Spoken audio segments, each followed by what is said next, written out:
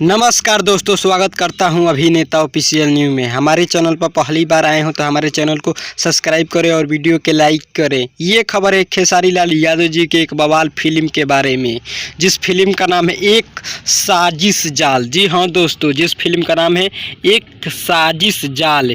इस फिल्म में खेसारी लाल यादव जी और सुभी शर्मा और पूजा गांगुली। फिल्म से एक जुड़ी हुई बहुत ही बड़ी खबर आ रही है कि इस फिल्म को आज ही रिलीज किया जाएगा इंटरटेन रंगीला यूट्यूब चैनल पर 3 नवंबर को शाम 7 बजे। जी हाँ दोस्तों, आज ही शाम 3 नवंबर शाम 7 बजे इंटरटेन रंगीला यूट्यूब चैनल पर इस फिल्म को रिलीज किया जाएगा।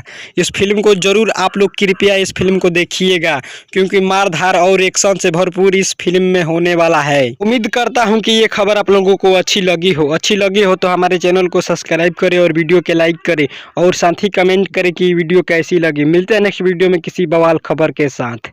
जय हिंद, जय भोजपुरी।